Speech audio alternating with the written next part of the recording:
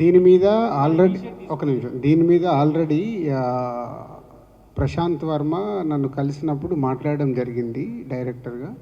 నిరంజన్ రెడ్డి గారు అవైలబుల్ లేకుంటే ఆ రోజు నేను చెప్పాను, ఒక్కొక్క సినిమా ఒక్కొక్క రోజు వచ్చేలాగా ట్రై చేసుకోండి, 12th, 13th, 14th, 15th ఇలా.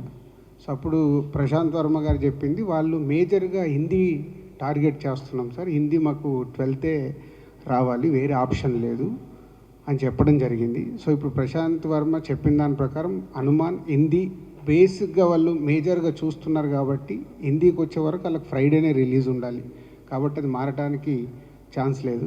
సో గుంటూరు కారం ఆల్రెడీ వాళ్ళు ఎప్పటి నుంచో ఫిక్స్ అయ్యి, పెద్ద స్టార్ సినిమా కాబట్టి వాళ్ళకి 7 days వీక్ కావాలని చూస్తారు, వాళ్ళు మారడానికి ఛాన్స్ లేదు నాకు తెలిసి. ఆ 2 సినిమాలు ఆ రోజు వచ్చే అవకాశాలే ఉన్నాయి. బట్ ఇంకా ఎఫర్ట్స్ పెడతాం దానిపైన కూడా, ఏమాత్రం అవకాశం ఉన్నా ట్రై చేస్తాం. అండ్ 13th ఒక ఫిలిం, 14th ఒక ఫిలిం ఉంటుంది.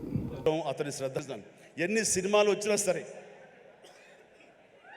పర్లేదు, ఎన్ని సినిమాలు వచ్చినా సరే ఖచ్చితంగా ప్రేక్షకులు బాగుంది, మన కంటెంట్లో మన సత్తా ఉంది, మనకు ఆ దైవ ఆశీస్సులు ఉన్నాయంటే కనుక ఖచ్చితంగా ఆదరిస్తారు, హక్కును చేర్చుకుంటారు, పెద్ద విజయాన్ని మీకు అందేలా చేస్తారు. కాబట్టి ఎలాంటి డౌట్ అక్కర్లేదు.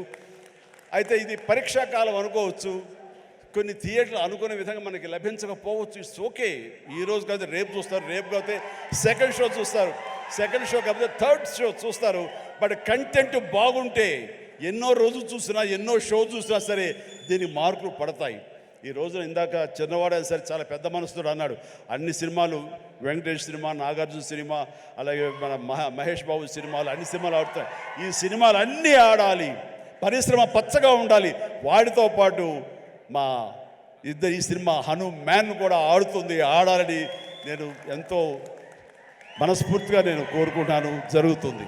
అండ్ ఇదే ఒకసారి నేను దిల్ రాజుతో అన్నాను, దిల్ రాజు ఏంటి మన 2016-17లో మా 150 సినిమాను బాలకృష్ణ గారి సినిమా ఇంకోటి రిలీజ్ అయినప్పుడు, ఏంటి మళ్ళీ ఈ సినిమా రిలీజ్ చేస్తాం, కొంచెం డిలే చేయొచ్చు కదా అని అంటే, సార్ అలా కాదు సార్, మా కంటెంట్ బాగుంటుంది, శతమానం భవతి అని, మీ పెద్ద సినిమాలు మధ్యలో ఈ సినిమా ఆడకుండా పోదు సార్, ఏం పర్వాలేదు అన్నాడు. ఓకే, అంత ధైర్యంగా ఉంటే వెల్ అండ్ గుడ్ అన్నాను. ఆ సినిమా కూడా బాగా ఆడింది. కాబట్టి అదే దిల్ రాజు గారు అందరికీ మనకు చెప్పినట్టుగానే ఈ రోజున ఈ సినిమా కూడా బాగా ఆడుతుంది. సో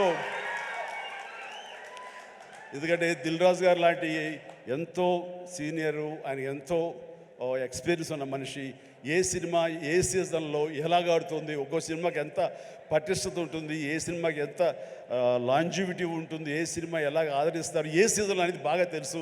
కాబట్టి ఈ సినిమా వస్తే కూడా ఈ సినిమాకు కూడా అంతటికి అంత ఆదరణ ఉంటుంది, అంత విజయం చవి చూస్తాడని మనస్ఫూర్తిగా కోరుకుంటూ